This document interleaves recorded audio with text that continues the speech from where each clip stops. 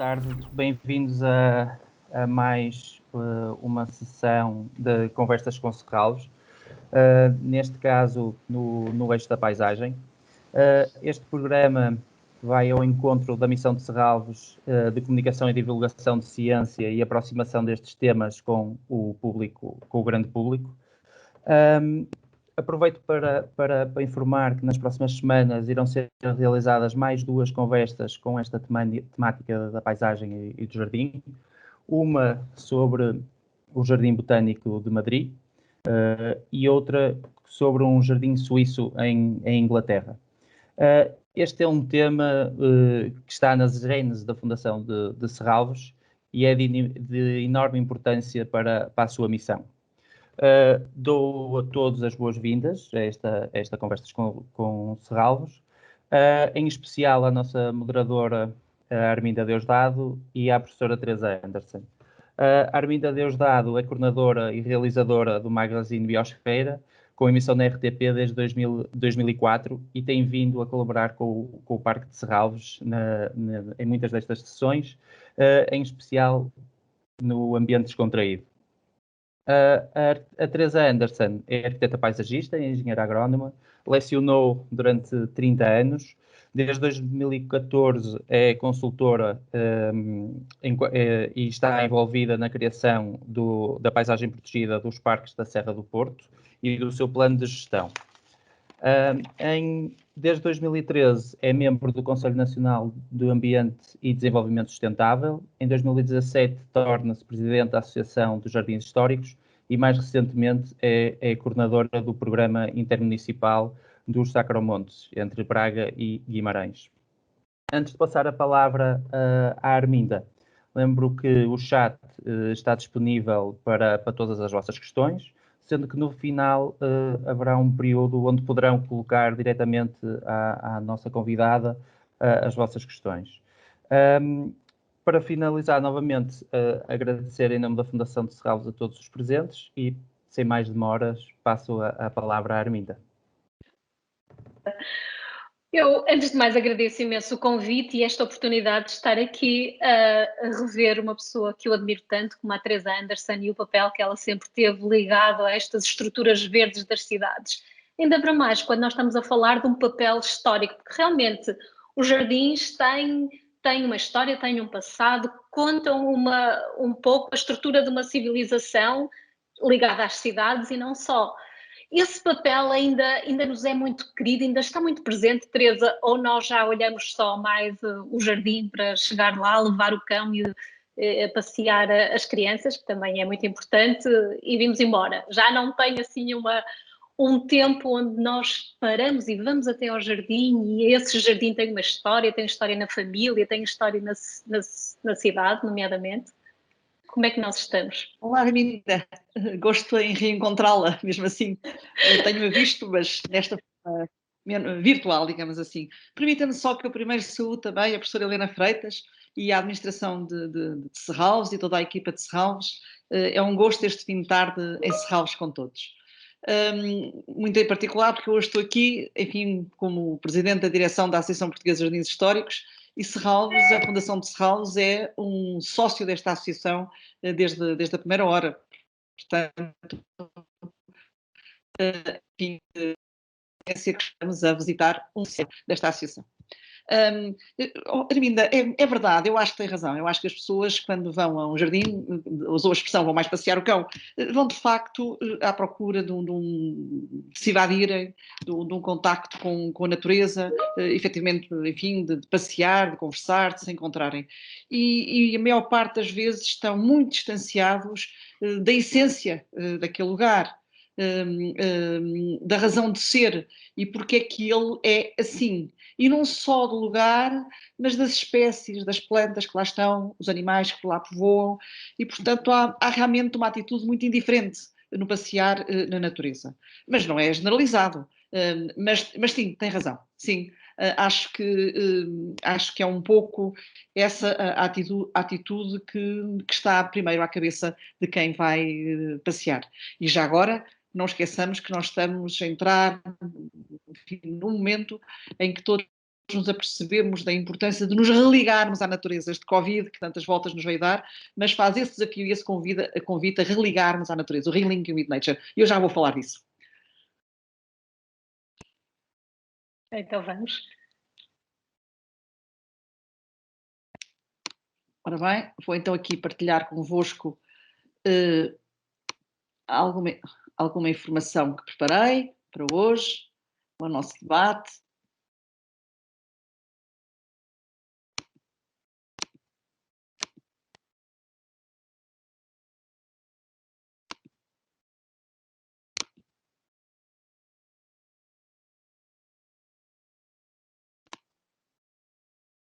Ora bem, vou tentar outra vez, porque faz parte. Vou partilhar à primeira. Exatamente. Exatamente. Porque isto aqui com a equipa foi super testado, portanto vai correr bem. Vai correr bem. Já está, acho que já vou conseguir.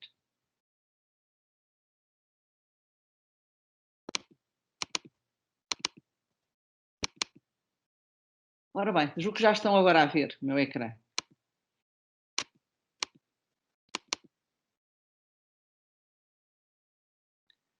Pois então, o tema que preparei para hoje tem de facto que ver com uma abordagem um pouco mais abrangente sobre os jardins históricos, mas que vou me focalizar sobretudo no que aconteceu em Portugal nos 2 últimos anos, 3 anos, que eu acho que é uma história que vale a pena contar, é uma história que partilho com os membros da direção da Associação Portuguesa de Jardins Históricos e que partilho com os seus órgãos sociais e naturalmente com todos os associados. Já agora uma pequena palavra, a Associação Portuguesa de Jardins Históricos, enfim, fez 18 anos este ano, enfim, está na maioridade e portanto, conta com 200 associados do país todo, Açores, Madeira, também incluídas as regiões autónomas, e portanto procuramos reunir, enfim, proprietários públicos e privados ou públicos de acesso público, não é, que têm os seus jardins abertos ao público, privados quer dizer com o seu jardim aberto ao público, e portanto, enfim, somos 200 sócios que nos mobilizamos para esta causa dos jardins históricos. Não é uma causa nova, ela em Portugal, no Portugal recente, tem uma origem num programa de recuperação de jardins históricos, em que a Fundação de Serralves teve um papel muito primordial, não que tenha sido diretamente alvo desse projeto, mas que apoiou muito a coordenação a norte, que foi um programa de recuperação da Direção-Geral do Património Cultural, na altura IPPC, a Associação Portuguesa dos Arquitetos Paisagistas e o Instituto do Emprego e Formação Profissional, que tinha esta missão de formar jardineiros. E foi uma formação de jardineiros que envolveu todos estes jardins, que simultaneamente tinham por trás arquitetos paisagistas estagiários a fazerem projetos de recuperação de jardins históricos. Isto é um ano mágico para Serralves também, 1988, e portanto, enfim, não podia deixar hoje aqui de recordar isso. Muito pouco depois, em 1993, foi o Ano Europeu de Jardim Histórico. Foi um projeto muito interessante da União Europeia, um projeto de pilotos para a conservação do património. Portugal, houve 7 jardins que foram alvo deste projeto. Recordo-me bem que nesse ano houve um grande vendaval que destruiu os jardins. Em Inglaterra foi tremendo as árvores que caíram e, portanto, houve um grande apoio, um grande entusiasmo por este projeto e por financiar esses projetos. Eram muito diferentes, porque os projetos a sul do Mediterrâneo queríamos reconstruir sistemas de água, estatuária, azulejos, escadas, enfim, e os ingleses só queriam limpar as suas matas, retirar as árvores, enfim, refazer os seus jardins. Muito, muito interessante esse momento. Esse temporal passou por Serralves e deitou 2 cedros abaixo desse ano. Ora bom, depois por outro lado, eu queria aqui, depois dessa fase, houve vários inventários de jardins históricos, houve iniciativas várias, coordenadas pela professora Cristina Castelo Branco, nomeadamente, enfim, portanto, tem estado sempre.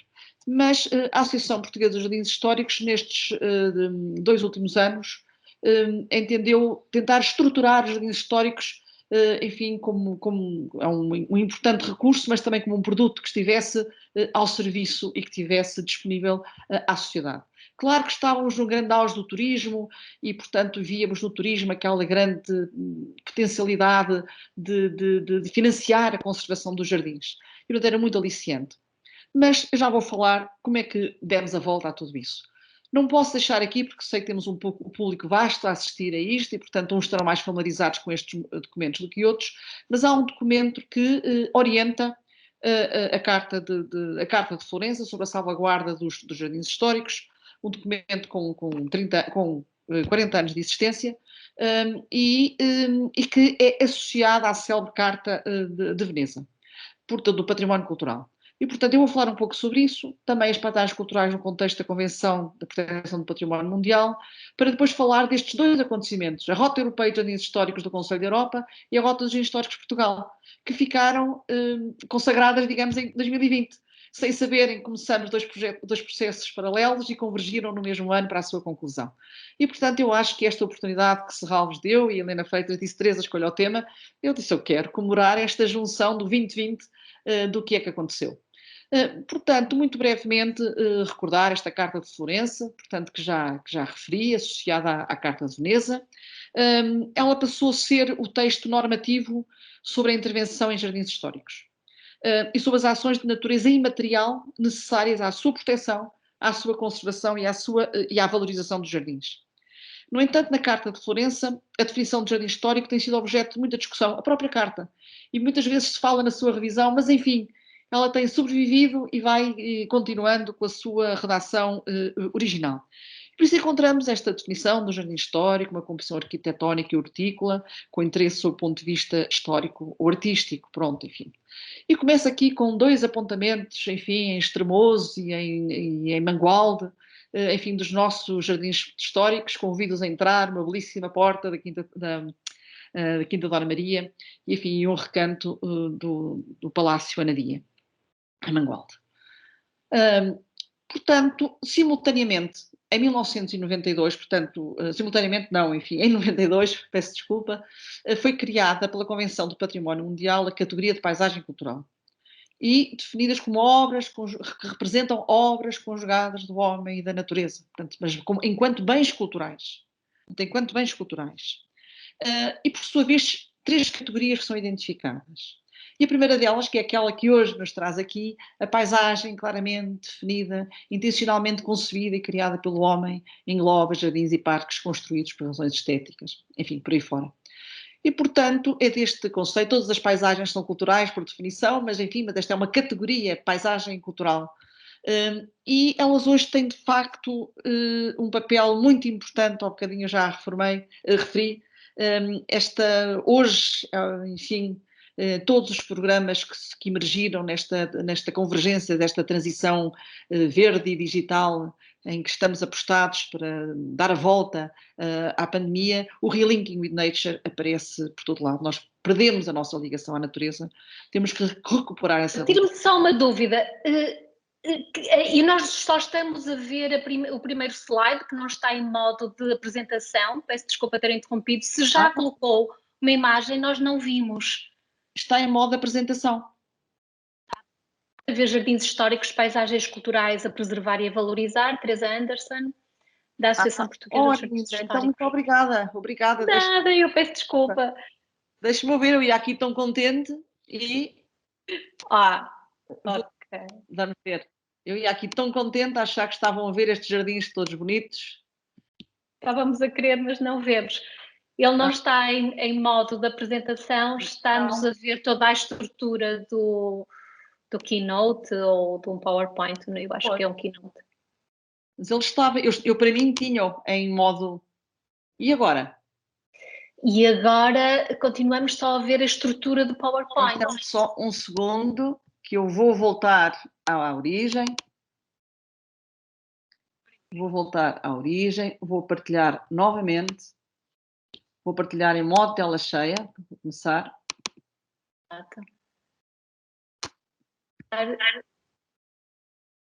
Se entretanto vier a ver, diga-me, está bem? Sim, digo. Ora bem, acho que agora já estamos no bom caminho. Acho que sim, agora já estamos. Estamos a ver agora parte do mapa, agora já está outra vez a estrutura do... Agora não, agora voltou à versão, estamos a ver agora aí a rota do Alto Minho, mas ainda não está cheio, Teresa, eu estou a ver a estrutura do Keynote.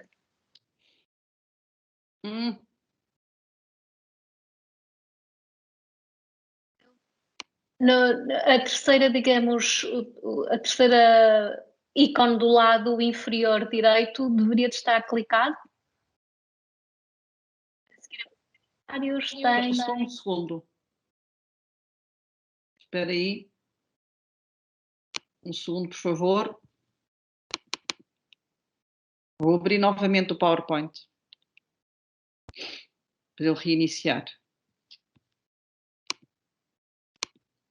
Interessante estarmos a seguir, que eu já vi aí coisas muito bonitas.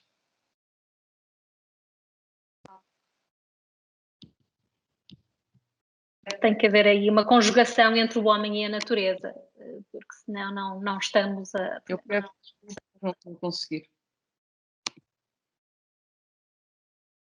Não sei se alguém da organização tem o PowerPoint,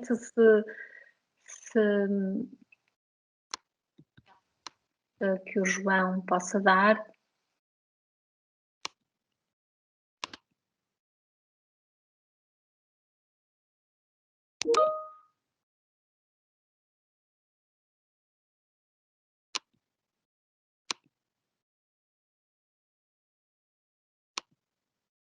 Fiquem com o PowerPoint, se eles continuarem a avançar, já vale a pena.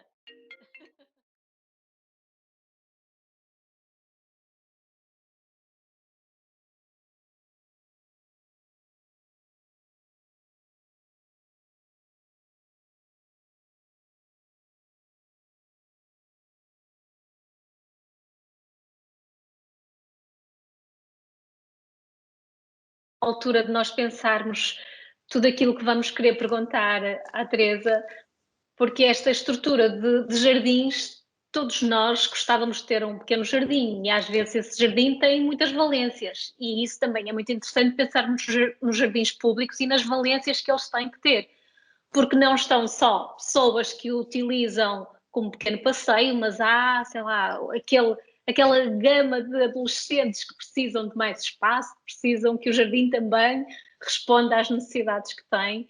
E nesse sentido também se acaba por construir história, porque há 50 anos nós não veríamos tantos skateparks e coisas assim desse estilo, porque não havia essa necessidade. Ou seja, a forma como nós estamos a viver o espaço vai construindo, vai criando história e vai fazendo com que realmente daqui a 50 anos, quando nós vemos os jardins que nós fomos construindo, vamos de certeza ver as necessidades que estávamos a precisar na altura. Eu sei que, por exemplo, Serralves, quando colocou aquela estrutura agora, aquele passadiço, era algo que se calhar há uns anos atrás não faria sentido. Ninguém estava exatamente à espera que houvesse uma estrutura onde a mobilidade pelo jardim fosse tão diferente daquela que nós tínhamos há uns tempos atrás. E eu sei que o Ricardo tem esse pelouro, ou seja, Sim. estar atento ao que está a acontecer, nomeadamente em Serralves.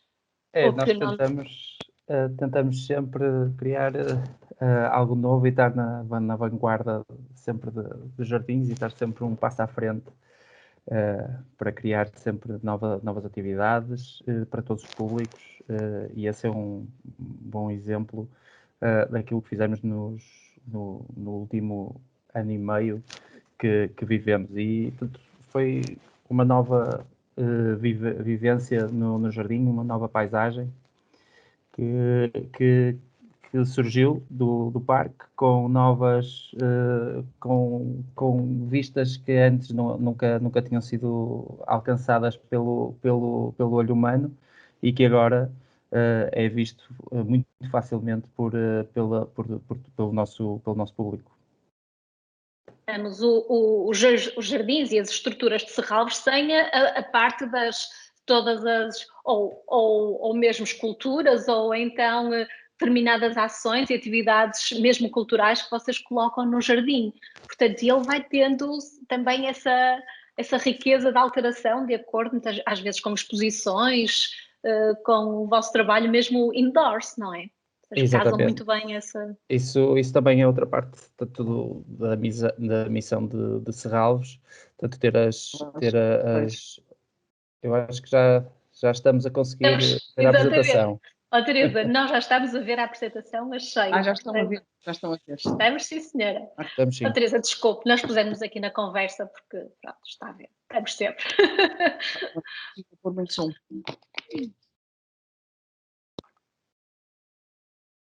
Agora já pode falar sobre essas estruturas tão interessantes e essas obras que conjugam o trabalho do homem com a natureza. É uma das vantagens, não é? É não excluir o ser humano das soluções, nomeadamente a nível dos jardins e a nível da estrutura verde das cidades. Eu acho que é isso mesmo. Um dos grandes nossos objetivos é essa ligação, não é? Essa ligação do homem e a natureza, e é isso que nós trabalhamos muito, e é isso que é um jardim, não é? É uma natureza humanizada que tem que ser constantemente trabalhada, e nós temos sempre essa missão com todas as atividades que fazemos. Eu peço desculpa, agora estamos aqui. Não, mas eu acho que a Teresa, depois estamos, mas a Teresa já pode ocupar, digamos, a cadeira de poder. Pois, eu estou aqui a ver. Caiu, tem que se ligar novamente. Que ela caiu, por isso pedimos desculpa novamente por estas questões que acontecem nestes nossos diretos, que muitas vezes a tecnologia não nos ajuda. Pois não. Mas estava a falar o espaço de Serralves, vamos aproveitar, Ricardo, enquanto que a Teresa não se junta a nós, tem até aquela missão de educação ambiental, a estrutura da quinta, há toda uma vivência naquele espaço que responde a muito do que a cidade e que a sociedade atual pede. Isso é a grande vantagem de Serralves. Portanto, é um parque histórico, é uma mata, é uma quinta, e que com essas três grandes paisagens, conseguimos atingir vários públicos e ter esse papel fundamental da educação ambiental e da aproximação do público com a natureza. A quinta é, sem dúvida, um dos maiores espaços, laboratórios vivos que temos na Fundação de Serralves. Mais recentemente, estamos a finalizar a construção de um charco, portanto, na zona também da quinta, que foi, portanto, uma ideia já muito antiga, já vem provavelmente dos tempos que a professora Teresa Anderson estava a falar de 88. Portanto, eu já vi projetos da professora Teresa Marques muito antigos com a intenção de uma charca naquele local. E que no ano passado conseguimos finalmente começar essa obra e terminaremos agora nesta primavera, e que será um espaço de biodiversidade, de promoção da biodiversidade que é tão ameaçada, tanto das zonas úmidas, como falávamos há umas sessões atrás. Já depois falávamos mesmo disso. Olha, Teresa, já está. Já estamos a ver, achei, está tudo espetacular. Peço-lhe desculpa. Com a vossa capacidade de gerir o tempo. Muito obrigada.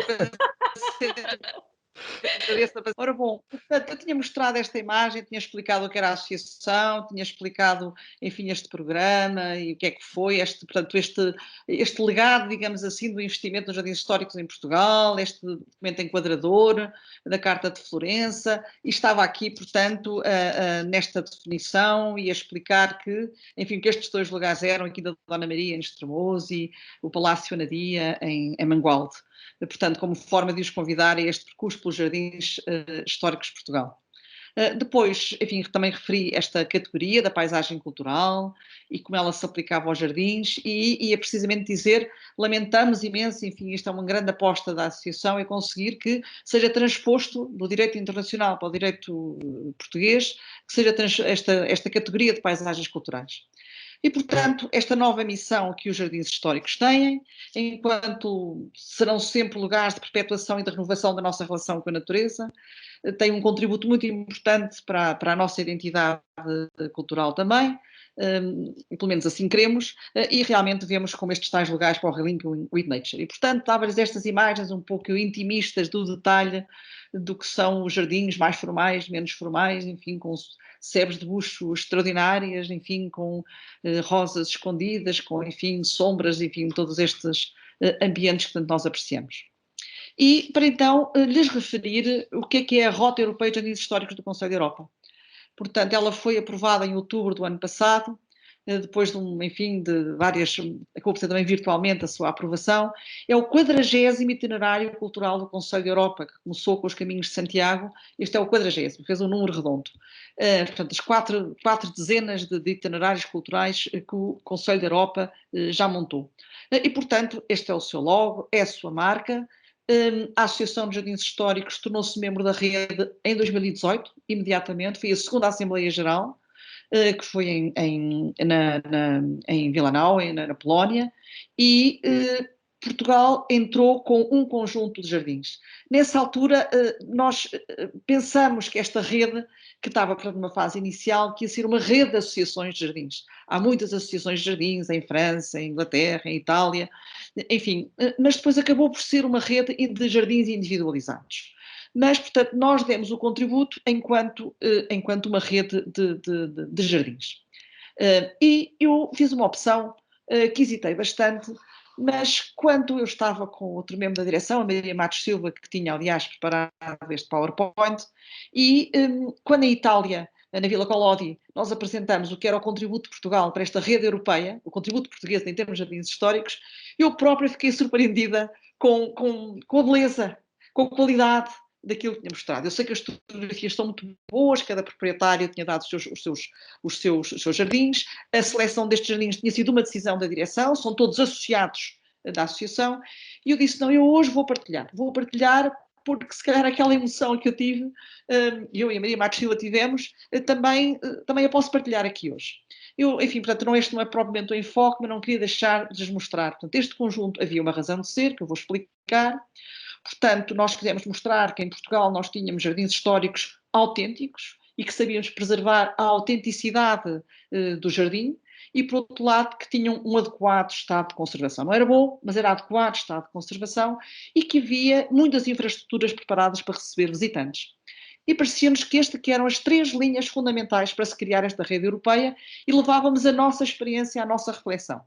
E, então, juntamos, portanto, os jardins do Palácio Fronteira, que eram duas fundações, a Mata do Bussaco, 2 fundações, um jardim renascentista barroco, depois um eremitério misterioso do Bussaco e depois, enfim, os nossos jardins reais, o nosso Palácio Real de Queluz, do Monte da Lua, portanto, uma cidade anónima, também, portanto, um jardim barroco.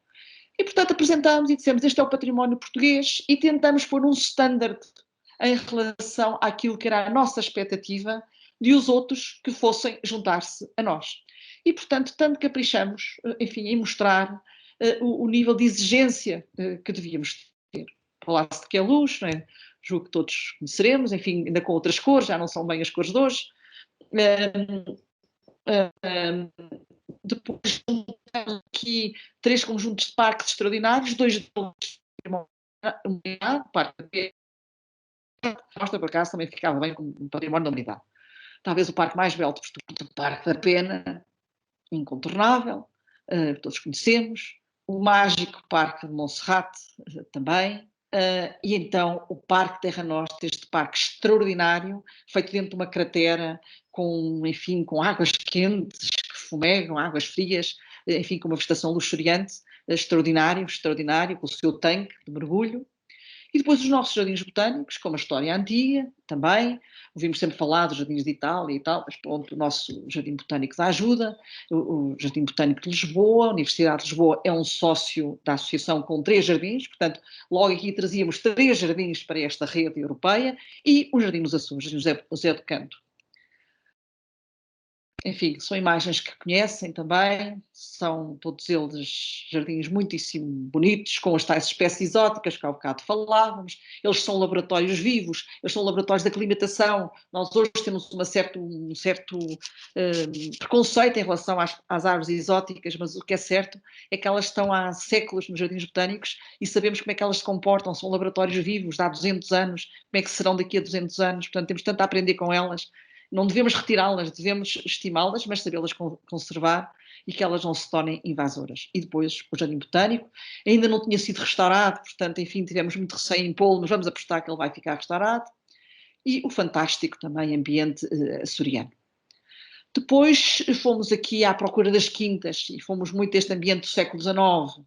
Portanto, a Quinta da Aveleda, a norte, as Quintas das Lágrimas, enfim, com o seu toque medieval também, mas com as grandes árvores exóticas, e depois a Brejoeira, enfim, um jardim praticamente contemporâneo de Serralves, mas também entrava aqui nesta áurea, digamos ainda, desta época dos Grandes Lagos, enfim, tal como o de Serralves, aliás.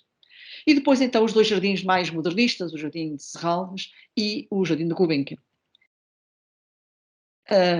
Serralves, peço desculpa, e a Gulbenkian. Eu confesso que quando cheguei ao fim desta apresentação senti-me tão orgulhosa do património português que eu levava e que mostrava e foi recebido com uma grande aclamação e portanto, enfim, era isto que nós queríamos e queríamos transportar esta exigência para esta rede europeia. Isto permitiu-nos, depois em Sintra, no ano seguinte, em 2019, temos uma reunião, está ali uma data errada, em 1919, mas em 2019, o terceiro Fórum Internacional desta rede que tinha a sua sede em Espanha, em Lória de Mar, e que já vieram, enfim, conselhos da Europa, o Dr. Guilherme Oliveira Martins deu-nos aqui uma grande ajuda também, e portanto fizemos aqui um lobby enorme para o sucesso da candidatura a partir de Sintra, e a Parques de Sintra foi o primeiro dos sócios da associação que se fez membro da rede. E, portanto, aqui estava, e cá aparecia o mapa, grande parte dos jardins não eram ingleses, reparem, não eram franceses, eram portugueses, a nuvem de jardins que contribuía para isto, e, portanto, enfim, eu confesso que senti muito orgulhosa, enfim, de ser presidente desta associação e de poder levar isto e dar este exemplo. Reparem, a Itália tinha ali, mas foi assim que começamos. E, portanto, e simultaneamente estávamos a construir a rota dos jardins históricos de Portugal, também para o 2020. Isto tinha sido um projeto financiado pelo Turismo de Portugal. Percorremos, ele tinha limitações porque não permitia abarcar os sócios todos da associação, porque só havia áreas geográficas elegíveis que era o interior de Portugal. E, portanto, nós tivemos que nos cingir ao Portugal, onde aparentemente não era onde estavam os nossos jardins mais marcantes, se calhar também estavam, mas enfim, há sempre aquela ideia dos jardins da corte, não é, digamos assim, mas, enfim, avançamos. E com os 3 critérios para os sócios serem admitidos na rota. Os jardins, peço desculpa.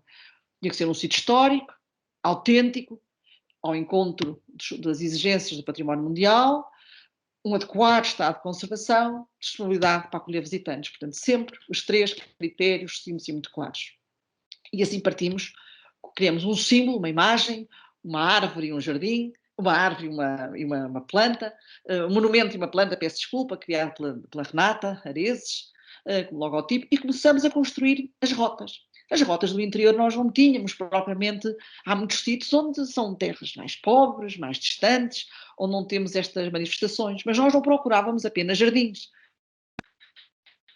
Quando falávamos, estávamos à procura de de bucho, não, queremos quintas, queremos cercas conventuais, santuários, grandes territórios que ordenam, que estruturam a paisagem, que têm dentro dos seus muros, que tenham, reúnam todos estes elementos estruturantes patrimoniais. E assim fomos construindo espaços privados e espaços públicos. E fomos encontrando a história dos Jardins de Basto, das Irmãs Pinto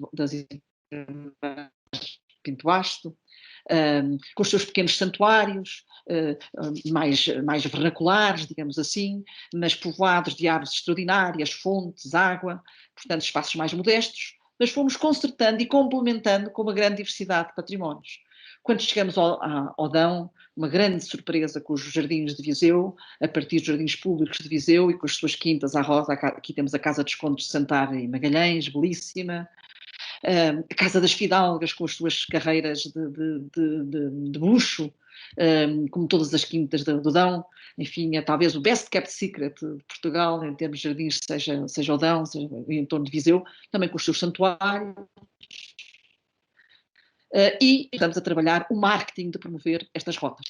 Portanto, estávamos a caminhar e conseguimos juntar duas marcas. A marca da Rede Europeia de Jardins Históricos, com o logo do Conselho da Europa, e a nossa marca, criamos o selo de qualidade de Jardim Histórico de Portugal e certificamos também a marca Rota de Jardins Históricos de Portugal. Portanto, simultaneamente. E pela primeira vez que celebramos isto, foi numa segunda conferência internacional, ainda em novembro de 2019, vejam bem as datas, em que estão aqui os primeiros proprietários que receberam as placas identificadoras do Jardim Histórico de Portugal. Enfim, e comemoramos isto como era à moda antiga, com uns jantares grandes e enfim, muitos acontecimentos e muitos abraços e muito tudo. Era assim há tão pouco tempo e parece há tanto tempo. Mas deu-nos para isto e celebramos desta maneira. Aliás, eu estou ali se me virem com um copo de vinho de Porto, porque, enfim, estávamos a ser recebidos pela Câmara Municipal de Vila Real e, portanto, enfim, tínhamos esse grande privilégio de comemorar a inauguração, melhor, fechar ao fim de um trabalho e os sócios começarem a colocar nas suas entradas da sua casa Jardim Histórico, Historical Garden of Portugal. Ora bem, tínhamos 7 rotas, as rotas do interior de Portugal: Alto Minho, Baixo Minho, Tâmega, Douro, Dão, Tejo, Alentejo. E, entretanto, enfim, apareceu a Câmara de Lisboa, que tinha ganho o galardão de Capital Verde Europeia, em 2018 também em 2018, portanto tudo parecia convergir para este 2020, imaginem como é a vida. E então a Câmara de Lisboa faz um desafio à associação, e que vai permitir construir mais 5 rotas litoral e regiões autónomas, portanto Grande Porto, Grande Lisboa, Litoral Centro, Açores, São Miguel e Madeira. Traz uma grande riqueza de jardins públicos, traz a grande riqueza dos jardins da Madeira e dos jardins dos Açores, e, portanto, conseguimos concluir a Rota dos Jardins Históricos de Portugal, a tal marca que, entretanto, certificamos, com 12 rotas. E lugar para os jardins públicos, e chega ao Covid. E, portanto, com este grande balanço a nível europeu, a nível nacional, tínhamos o produto feito, tínhamos a mobilização dos associados, tínhamos as primeiras, enfim, os primeiros passos dados no marketing, tínhamos compreendido que não se vendem, desculpem a expressão, jardins históricos, mas tem que se associar, portanto, os têm viabilidade, ou vendem vinho, ou vendiam quartos, ou vendiam museus, desculpem lá, associados à venda do bilhete do jardim, e de repente tudo isto se desmorona.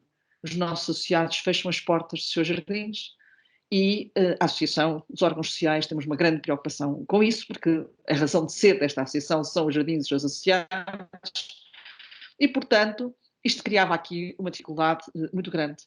Mas para dar a volta começamos a trabalhar com as agências turísticas e temos neste momento um conjunto de PECs preparados à espera, enfim, que alivie, enfim, que nos vacinemos e que as vacinas corram bem e que se possa voltar a regressar aos jardins, porque nós hoje temos esta necessidade do relinking with nature.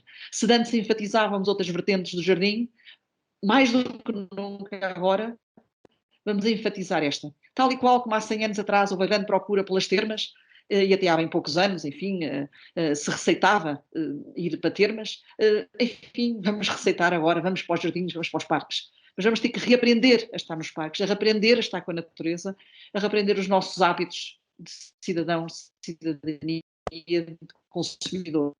E os jardins têm um papel fundamental nisso, em particular os jardins históricos, porque os jardins históricos são os livros, eles registam. Eles têm as várias fases, vários proprietários, os momentos de abundância, os momentos de menor abundância, ou mesmo de bancarrota. Os jardins contam-nos essas histórias todas. Portanto, relinking with nature.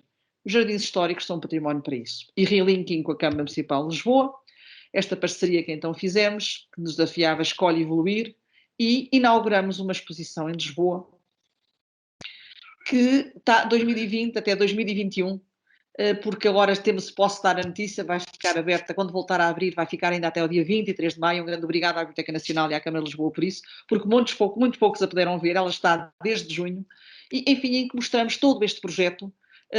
Enfim, é uma exposição, eu não vou falar sobre ela, apenas dizer aquilo que foi possível fazer. Por outro lado, isto também, quer o nosso contrato com a Câmara Municipal de Lisboa e a ligação à Câmara Municipal de Lisboa, e a oportunidade de termos isto feito, permitia-nos 3 semanas das 10 da manhã às 5 da tarde, conjuntamente com a RTP, produzirmos um programa sobre jardins históricos. Passaram 150 jardins históricos, nossos associados, públicos e privados, foram apresentados, foram mostrados e muitos foram também falar. Portanto, foi um marketing extraordinário que nós tivemos para o tal nosso produto, Rota de Jardins Históricos de Portugal. Ora bom, portanto, gastei este tempo todo para lhes contar esta pequena aventura. Se a Arminda me deixar continuar, eu continuo, vou ser breve, porque agora entusiasmei-me um bocadinho mais. Arminda. Não, mas pode continuar, por favor.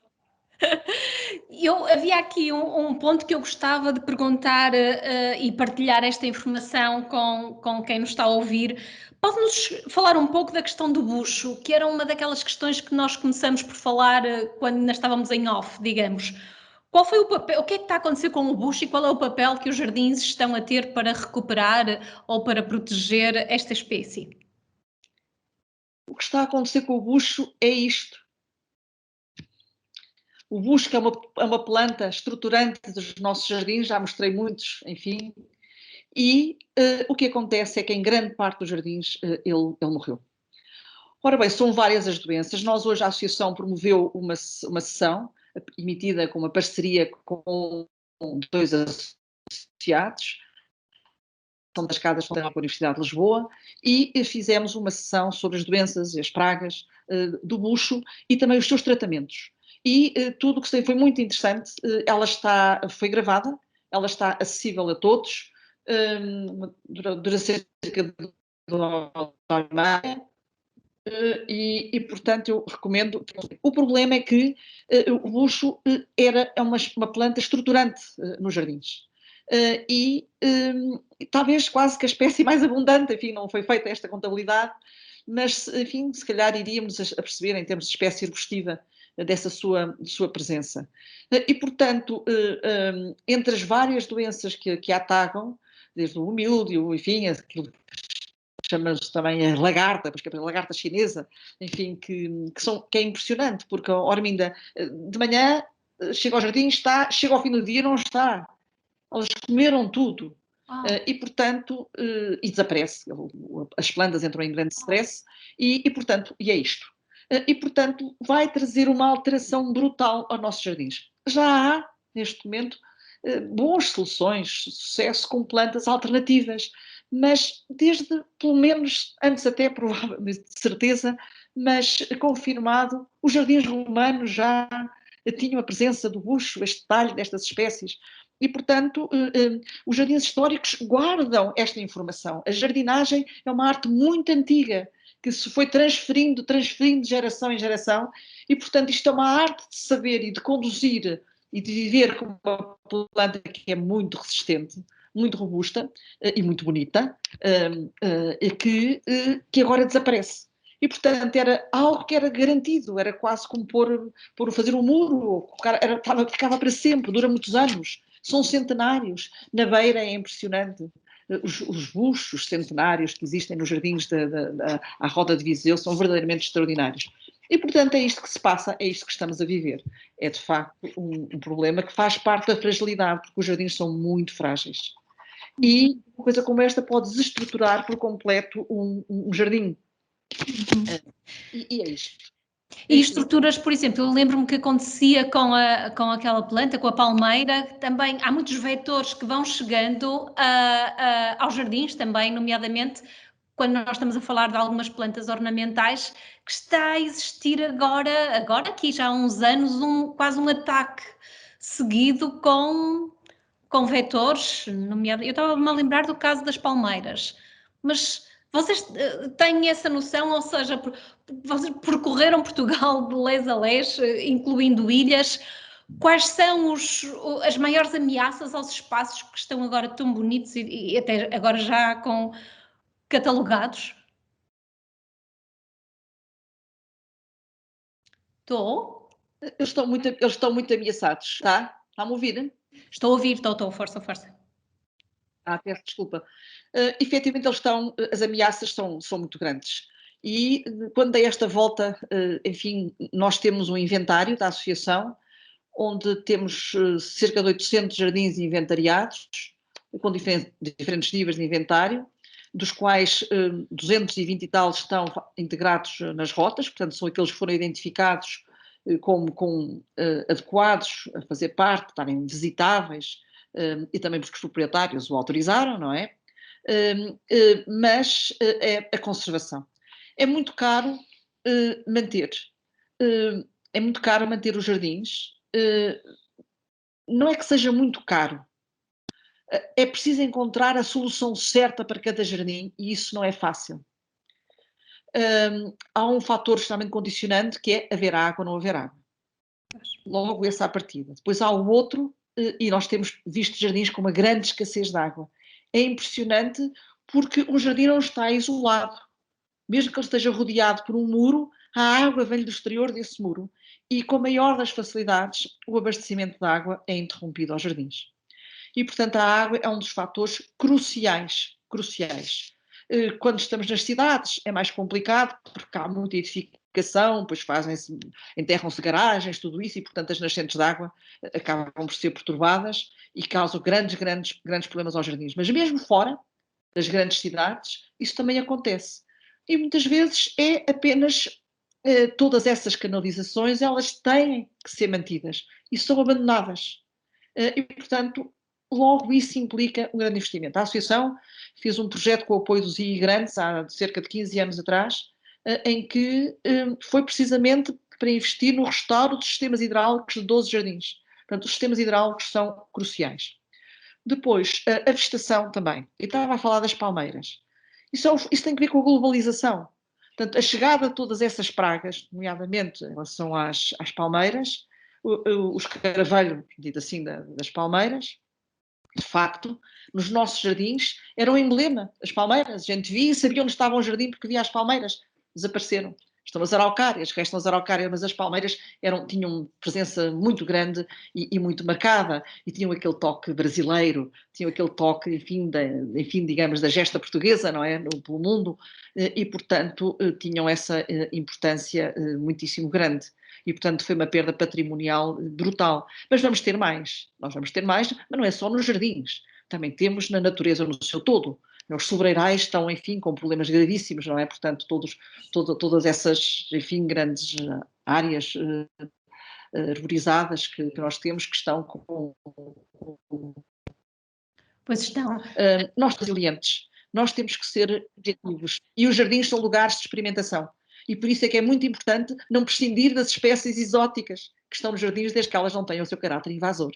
E devemos acarinhá-las porque eles são laboratórios vivos que estão ali. Se eu quiser saber qual é o comportamento de uma palmeira daqui a 100 anos, eu não vou cá estar esses 100 anos depois para a ver. E ela já lá estava. Ela já estava antes de eu ter ido àquele jardim. E por isso temos estas fragilidades muito grandes. Mas depois há outra que tem que ver connosco. Nós perdemos a ligação com a natureza. Quando me dizem assim, agora já não temos jardineiros, nós temos que ser os jardineiros. Nós todos temos que ser jardineiros.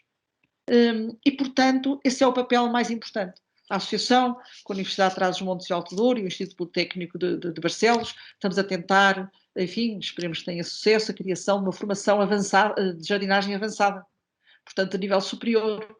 Portanto, esperamos ganhar essa aposta, também sido uma aposta grande da associação, porque temos que ter uma atitude muito diferente em relação à forma porque os desafios são muito maiores. Conservar um jardim com menos recursos, com menos mão de obra, com mais inteligência. Portanto, temos que eles também têm que ser sistemas mais inteligentes, mais resilientes. E para isso implica conhecimento, implica estarmos todos em rede nacional, em redes de rotas, em europeias, para podermos efetivamente ter essa possibilidade de troca de conhecimento. Exato. Outra vez, está aí. Diga uma coisa, que conselho é que nós daríamos aos próximos jardins históricos que vão começar a nascer, entre aspas, hoje? Daqui a 100 anos, provavelmente alguém irá mostrar mais X jardins históricos. que nasceram hoje. Nasceram hoje com a realidade das alterações climáticas, da estrutura das cidades que estão cada vez mais impermeabilizadas. Quais seriam os conselhos para o jardim, para o futuro jardim histórico? Primeiro tem que ser belo. Tem que ser muito bonito. E para ser muito bonito tem que ser muito amado. Primeira coisa. Isso foi sempre a história dos jardins. Foram sempre lugares muito amados, verdadeiramente amados. E para amar tem de se conhecer. E, portanto, é preciso conhecer e compreender o jardim. E olhar e perceber que este jardim sofre. Este jardim está em grande sofrimento. Esta imagem que eu aqui mantenho. Portanto, essa é a primeira condição. Sem isso, não vale a pena. E é preciso compreender as várias dimensões de um jardim. Um jardim é um objeto de arte, mas é um ecossistema. Antes de tudo, ele é um ecossistema. É um ecossistema em evolução. É um ecossistema de substituição. E é preciso uma grande arte para conciliar os diferentes tempos.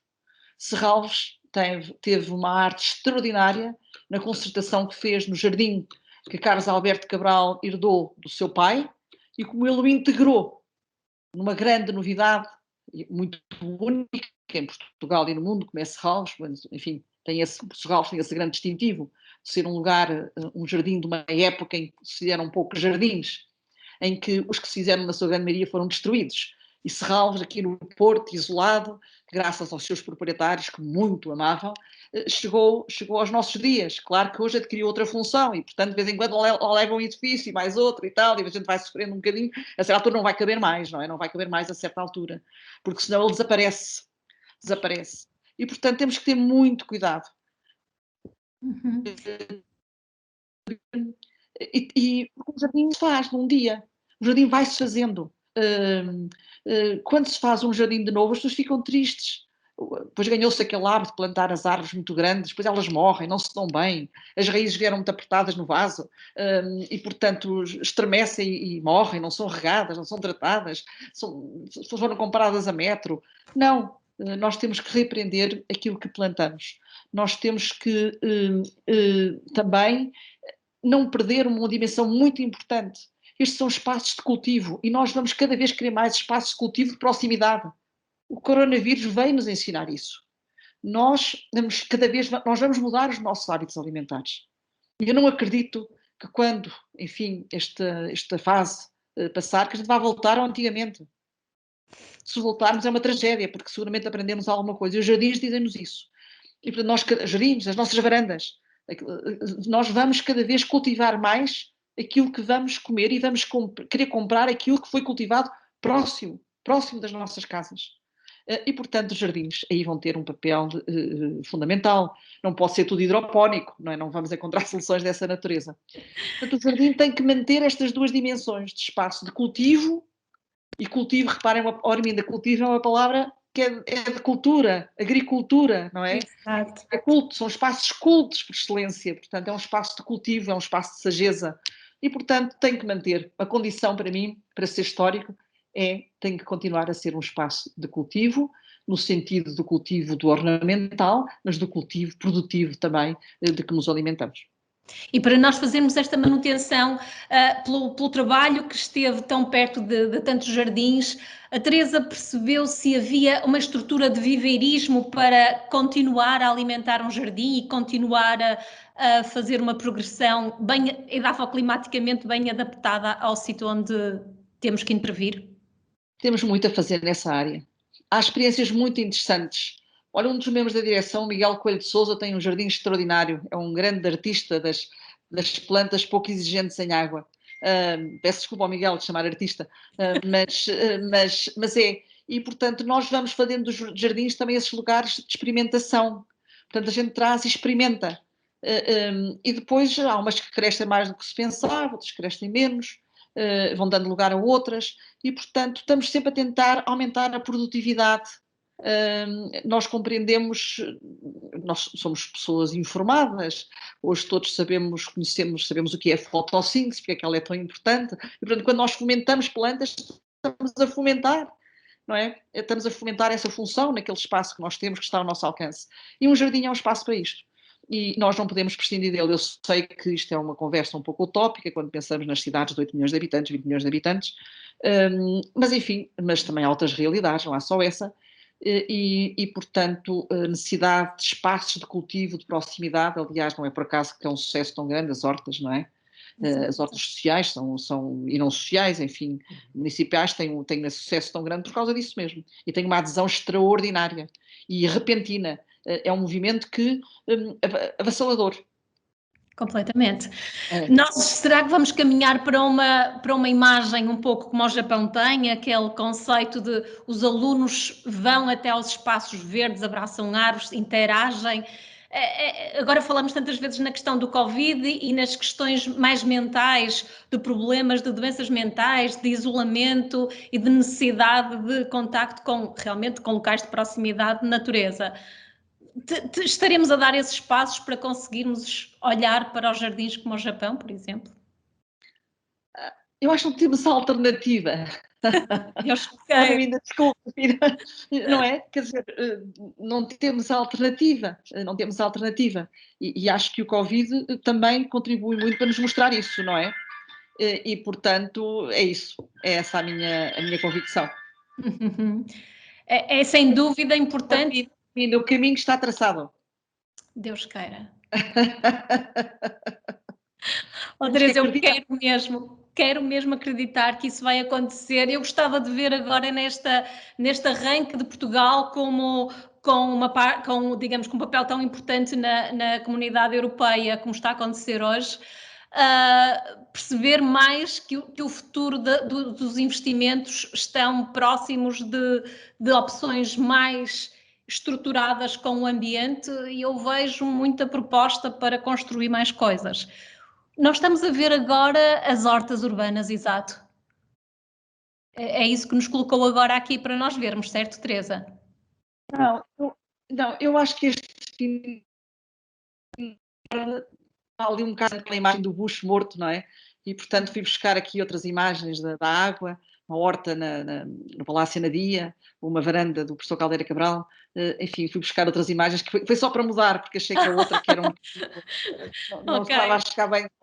Achei que gostava de, enfim, os que ainda nos ouvem, que fossem um pouco mais inspirados por imagens mais positivas do que aquela que estava a ver. Estava com medo de tivessem a ficar um bocadinho deprimidos com aquela imagem. Foi só isso, ainda não foi mais nada. Ok. Então, acha mesmo que o que está agora aqui em cima da mesa, o que nós vemos, os pacotes económicos e a estrutura que Portugal está a apontar, segue esse caminho de valorizar os investimentos mais verdes, mais estruturalmente de paisagem? Arminda, quando a professora Helena Freitas me perguntou, disse, escolha o tema, Teresa. Eu tive para ir para esse tema e não quis, e disse, não, jardins históricos, porque eu não acredito.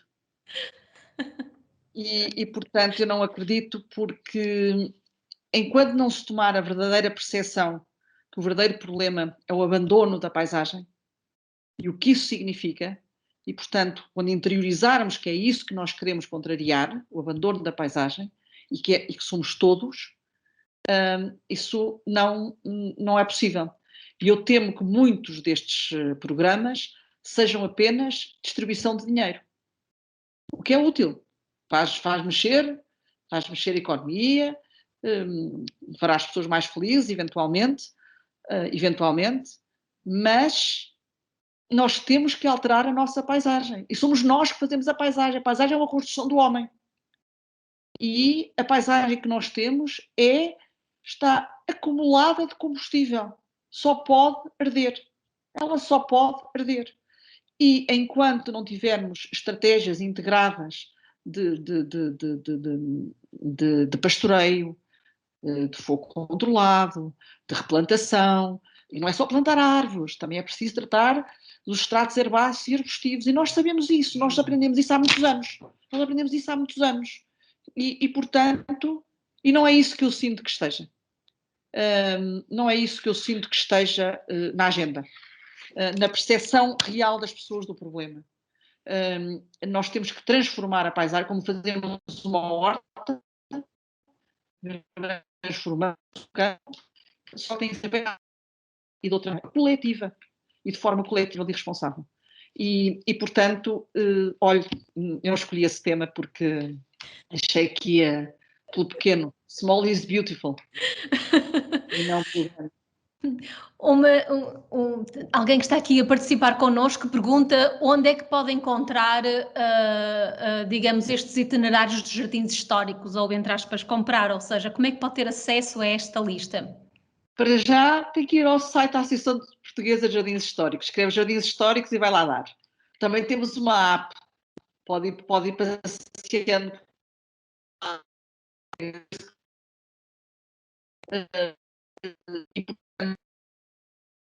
Nós, associados, neste momento, as portas estão fechadas por razões que conhecemos, mas estamos a fazer parcerias com agências de viagens e com os associados, no sentido de apoiarmos a que os nossos associados, com os seus negócios, enfim, que consigam, nomeadamente os que têm turismo de habitação, museus, hotéis, que possam retomar a sua atividade económica, porque é fundamental que isso aconteça. Claro. E aquelas opções de... Para a felicidade do proprietário, mas para... vão sofrer muito com esta crise. Os jardins vão sofrer brutalmente, porque se numa casa tiver a chover dentro de casa, não se vai tratar de jardim, vai-se tratar do telhado da casa. E, portanto, não nos podemos iludir.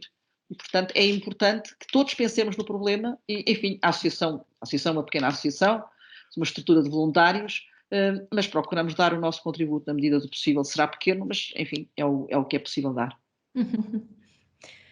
E a nível, digamos, do conhecimento que vocês tiveram em relação às outras rotas históricas, o que é que aprendeu? O que é que está a acontecer? Estavam a falar em Itália, França, eu sei que realmente Portugal está com imensos pontinhos, realmente é um orgulho ver. Mas nas viagens e nos outras rotas, o que é que nós podemos aprender? Olha, eu acho muito interessante o modelo francês. Portanto, estão muito organizados, têm as suas rotas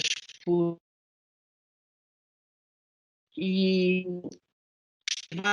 que é importante, onde as pessoas se encontram e comunicam, não é entre si, também partilham experiências e fazem mercados, e há uma riqueza muito grande de viveiristas também, que é uma coisa que nós não temos, que nos faz, ao bocado fez essa questão, mas enfim, hoje as exigências são muito grandes, enfim, há bons projetos, mas não é o suficiente. O mercado também não é muito, o nosso mercado é pequeno, não é também nesta área, e nem sempre, e não é esclarecido a maior parte das vezes, e portanto acho que o modelo francês, por exemplo, o modelo italiano, eles têm uma rede interessante que é dos Grandi Giardini, são os grandes jardins italianos, não sei como é que está a funcionar atualmente, mas pronto, mas são formas robustas de oferecer itinerários articulados entre si. O que é importante é a complementaridade. Eu quando há bocado mostrei o Tâmega, que tem os seus pequeninos santuários, com os parques de Vidago, com o parque de Pedras Salgadas, depois com as pequeninas quintas do Val do Tâmega e com os parques florestais. Portanto, é uma diversidade, é muito diferente da rota do Tâmega, por exemplo, da rota, já falei do Dão, ou do Alentejo, por exemplo, ou do Tejo, não é? Depois nós no Tejo, de Castelo Branco até Alzíria, terminamos numa rota com cavalos, não é? Portanto, na Alzíria, são grandes pátios, grandes terraços morados, extraordinários, espaços extraordinários de vivência exterior, mas muito diferentes, onde a sombra tem um papel muito importante, e portanto há aqui esta grande complementaridade, e eu acho que a riqueza da rota, e ter a Madeira, e ter os Açores, é isso, é essa oferta dessa grande complementaridade, dessa grande diversidade, e tem cercas conventuais, tem santuários, tem quintas privadas, tem jardins públicos, de caça, portanto, enfim, todas estas estruturas ordenadas da nossa paisagem, em meio urbano e em meio rural, cria uma grande complementaridade. E eu acho que o segredo da rota é importante. Mas no futuro, quem nos vier visitar vai querer cada vez mais uma experiência mais personalizada. E, portanto, os nossos, enfim, se me permitem, o que significa ser proprietário de um jardim histórico. Não basta o jardim, tem que acolher os visitantes, tem que estar disponíveis para os visitantes. E vamos ter públicos novos que nem se sabem comportar na natureza. Isso é um fenómeno que vai acontecer nos parques naturais, já está a acontecer na Islândia e em muitos outros países, também essas experiências, onde estão a fazer, são novos públicos e não se sabem comportar num parque natural. E nos jardins também vamos ter novos públicos, que vamos ter que acolher de maneira diferente, vamos ter que ser pedagógicos. O jardim é um espaço de pedagogia, é uma escola, e o proprietário tem que ser professor, tem que ser seja a organizar atividades culturais, seja a guiar grupos, seja a receber, a acolher, a mostrar os seus vinhos, os seus produtos, cada vez mais, e é isso já se faz. Os nossos sócios, os sócios na AJH têm essa experiência extremamente desenvolvida, mas vamos ter que desenvolver ainda mais e, sobretudo, estar preparados para esse vai ser.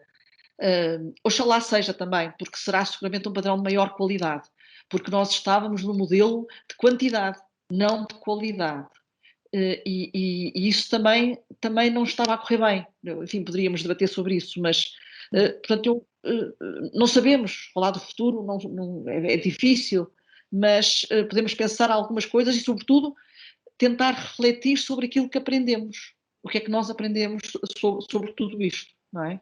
É um pouco nessa linha que a Maria Cândida está a fazer aqui uma questão que pergunta como é que se faz a fiscalização para manter a longo prazo estes projetos e estas classificações. Coloca aqui até sugestões como atribuir prémios ou bónus de acordo com ou o número de visitantes ou, digamos, a classificação que as pessoas vão dando aos espaços onde vão. Ou seja, como é que é este não é só ter aquela boa altura de receber a placa, mas ter esta manutenção de um espaço que se comprometeram a preparar para receber públicos? A associação não fiscaliza, mas eu agradeço muito à Chega, que acho que é muito interessante. O que nós fazemos é, o selo de qualidade é válido por 5 anos. Isso aprendemos nomeadamente com os franceses. Os franceses, o proprietário deixa de estar, o herdeiro tem que se reabilitar. É muito interessante. Portanto, já há muita... Quer dizer, eu gosto de aprender com os outros, não é? Não temos que inventar tudo de novo. Portanto, a atribuição do selo de qualidade tem uma duração de 5 anos, que nos parece um tempo justo e sensato, digamos assim. Há jardins que, quando são admitidos, recebem algum aconselhamento da nossa parte de como se qualificarem. E, por outro lado, a associação também nós temos um conjunto de pessoas habilitadas para prestar assessoria técnica aos jardins. E temos, se forem ao nosso site, temos lá um regulamento de prestação de assessoria técnica aos associados. Portanto, enfim, vamos fazendo esse trabalho também junto dos associados, dando alguma assessoria, para conseguir manter essa qualificação. Premiar é um grande sonho que a associação tem. Ainda não conseguimos fundos para isso. Tínhamos que arranjar uma forma inteligente porque isso significa premiar, não é para dar um diploma, é para dar qualquer contributo para poderem fazer melhor.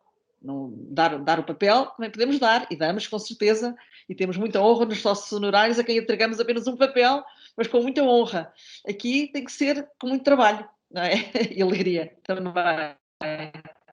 E, portanto, é preciso de facto premiar, é preciso distinguir. E vai ser preciso distinguir o esforço que vai ter que ser feito para em 2020 e estamos em 2021. Porque o esforço é muito grande. Acreditem. Eu acredito mesmo. O que significa, a Teresa há bocado sublinhava aqui um elemento que eu acho que é uma preocupação em vários parâmetros, mas um deles é mesmo também a nível das cidades. A questão da sombra. Gerir sombra vai ser uma preocupação que provavelmente nós hoje não imaginamos quão importante será num futuro. Já ouvimos falar nas ilhas de calor em várias cidades, mas esta gestão de sombra vai precisar imenso de know-how. Um arquiteto paisagista que saiba exatamente o que é que está a fazer, as sebes vivas, etc. Nós temos que ter em atenção que gerir sombra vai ser um ponto muito importante para o nosso futuro? Vai ser importante gerir todos os fatores ditos climáticos, não é? Otimizar a água, otimizar a energia, enfim, estamos numa fase das energias renováveis, portanto, tudo isso, e os jardins estão também laboratórios para isso mesmo também, e portanto, nós temos que...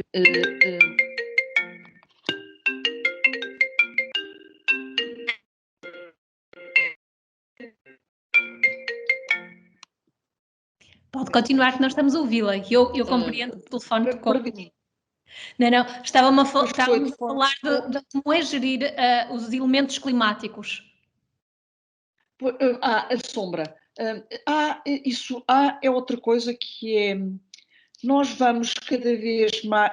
O problema da saúde, a percepção da comunidade da saúde ganhou novamente. Tínhamos algumas coisas, estávamos fascinados com os avanços da medicina, e estamos fascinados e gratos da medicina, da ciência, mas nós vamos ter que fazer muito mais a ligação da saúde ao nosso modo de vida. Comportamentos sociais, e sociais. E isso parece-me que também vai estar muito presente, esta aproximação das políticas de saúde com todas estas políticas ambientais.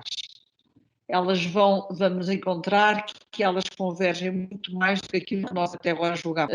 E, portanto, essa manipulação dos fatores, a sombra, enfim, todo o problema que a gente conhece, associado ao sol, dermatológico, tudo isso, mas nós precisamos de luz. Ela é fundamental, não é? Nós, enfim, vamos procurar ser mais esclarecidos e estar mais esclarecidos e, sobretudo, saber usar o conhecimento, a informação que temos. Eu lembro quando era professora que dizia aos alunos: vocês sabem o que é a fotossíntese? Pensem com a fotossíntese, porque é que é importante, porque é que colocamos esta planta e não aquela, como é que otimizamos o desempenho fotossintético neste território ou naquele. Não é só uma coisa que a gente aprende para passar no exame, para ter nota no exame. Não, é para pensarmos, é para agilizar a nossa forma de pensar e de otimizarmos a nossa qualidade de vida. No fundo, é o que nós estamos aqui, o que nós desejamos é saúde e qualidade de vida. Claro. Há aqui uma outra questão que coloca aqui, já falámos um pouco, mas há aqui um sublinhar de a questão de em 2020 o turismo ter parado e há realmente uma diminuição de fundos que chegam a quem está a gerir estes jardins. Tendo em conta este cuidado de manutenção que é preciso para o jardim e esta diminuição de proveito e de dinheiro que vem nomeadamente através do turismo, há um pensamento estruturado da associação para ajudar nos próximos tempos quem tem os jardins classificados como jardins históricos? Ora bem, aqui é preciso... nós temos que perceber que a maioria destes jardins tem outro negócio, não é? Portanto, não é só... por exemplo, muitos associados, ou alguns representativos, estão associados ao negócio do vinho, não é? Digamos assim.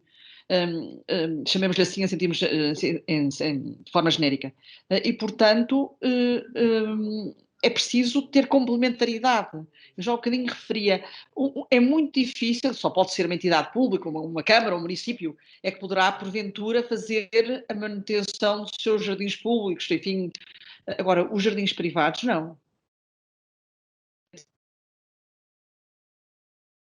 De rendimento. Pronto, pela forma de saber gerar outros negócios, digamos, associados. Era uma aposta muito grande no turismo, e alguns apenas com apostas praticamente só no turismo, e, portanto, esses têm mais dificuldade. Quem geria as suas propriedades, enfim, ou quem gere de uma forma complementar, e com várias fontes de rendimento é diferente, ou até podem ter fontes de rendimento de fora da sua propriedade, não é? Temos um caso, temos vários associados que são proprietários de grandes hotéis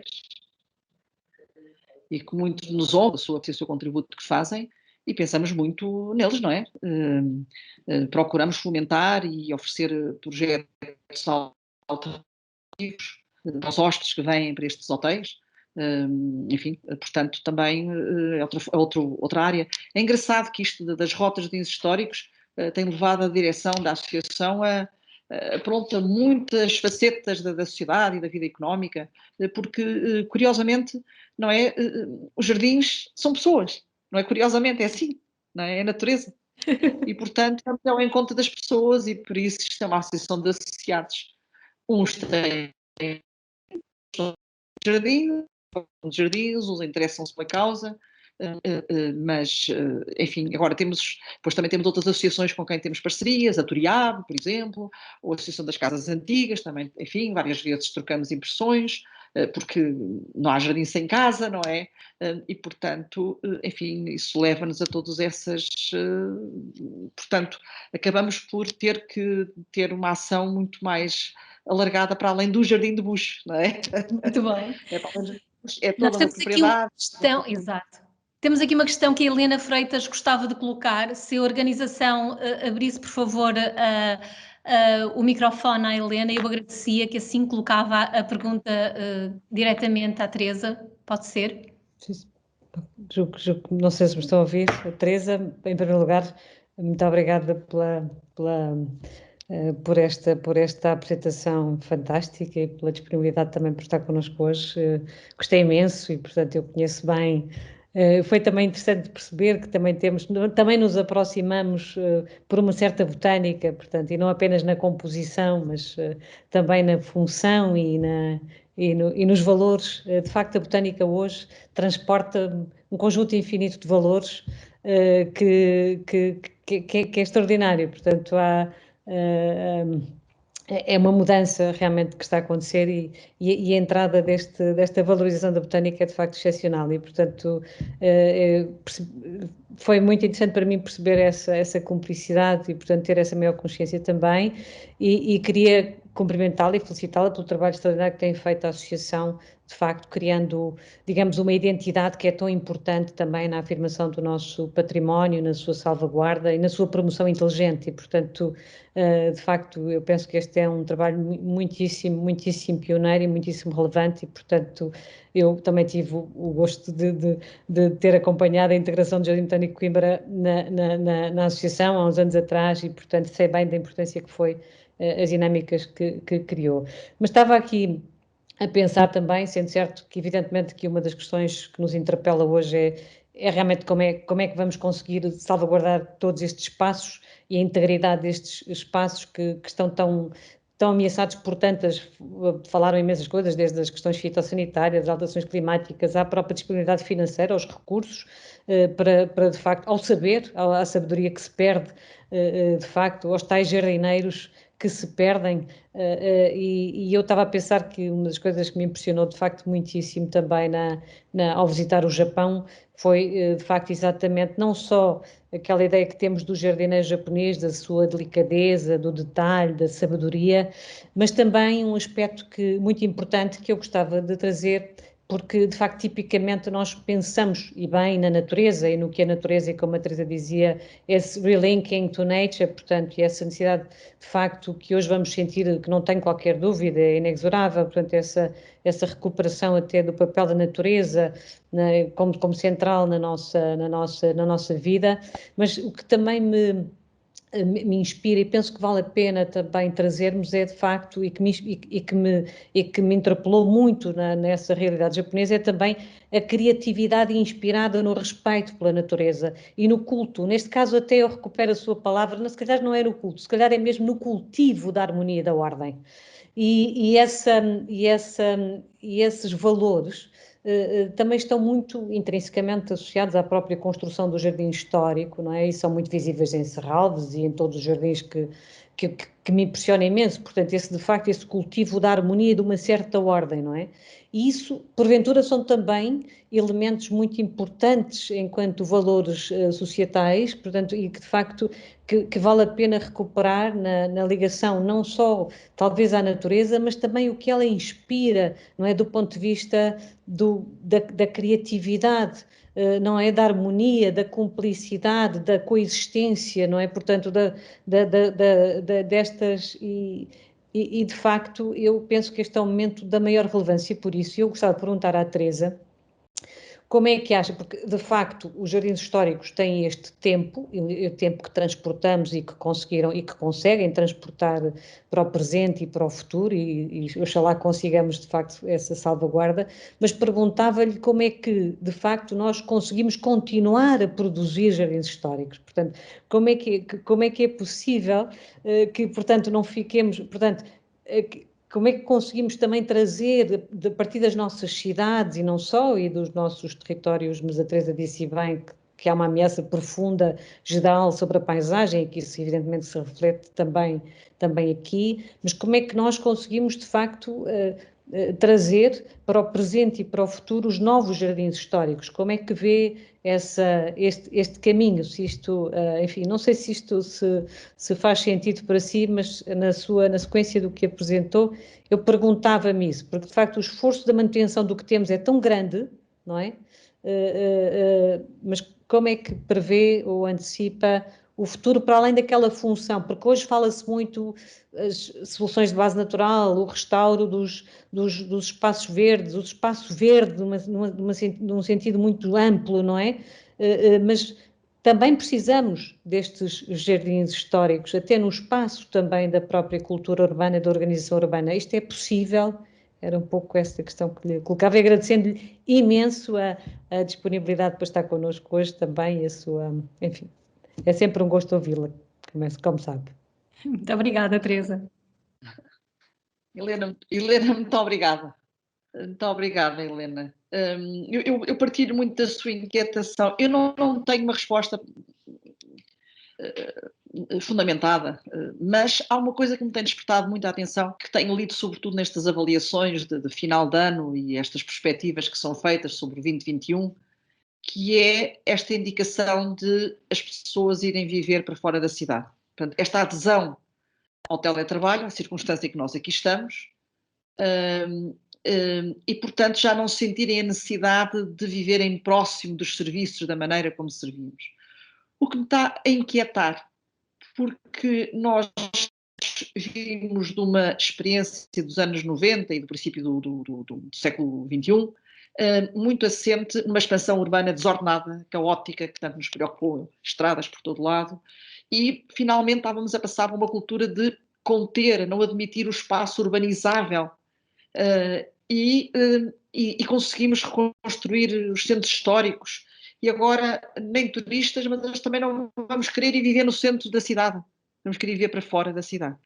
Portanto, eu estou com uma certa expectativa, isto é completa especulação, será que vem a new generation, não é? De realmente, será que as nossas aldeias vão de repente reencontrar novos visitantes, novos ocupadores do território, com nature-based solutions, como a Helena referia, para a gestão e para ordenar os seus territórios. Isto é uma questão muito recente comigo. Será que vamos assistir nos próximos meia dúzia de anos, 10 anos, a um movimento diferente?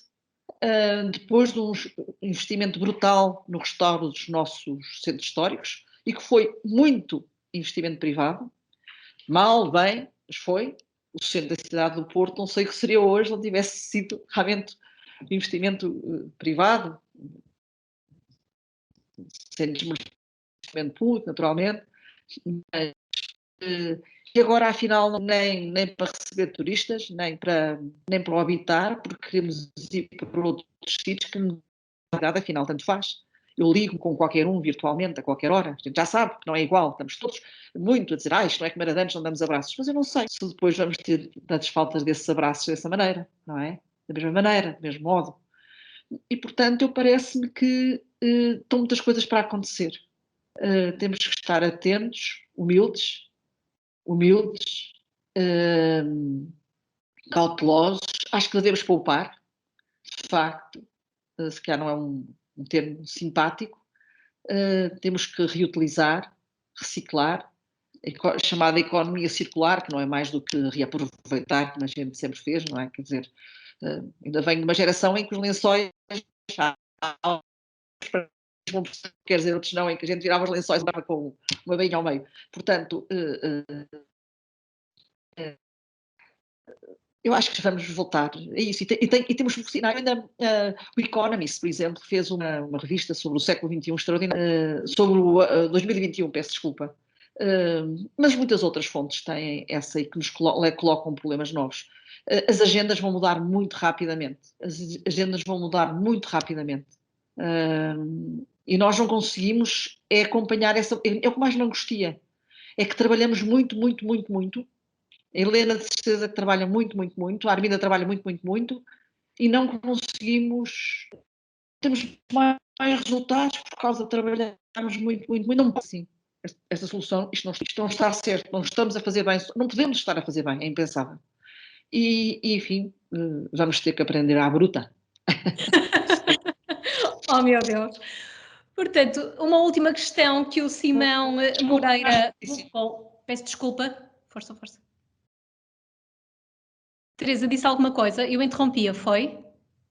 Não, foi qualquer ruído externo. Não, Arminda, continua. Portanto, para terminar, o Simão Moreira colocava aqui uma questão, que a supressão dos espaços verdes, nomeadamente nas cidades, é algo que está a acontecer, porque há outras primazias, há, digamos, outras funções que vão ocupando o espaço, e ele pergunta se isto é desejável, acredito que não, e no fundo, quais são as consequências deste constante ultrapassar a necessidade de espaços verdes nas cidades para outros fins e outros usos?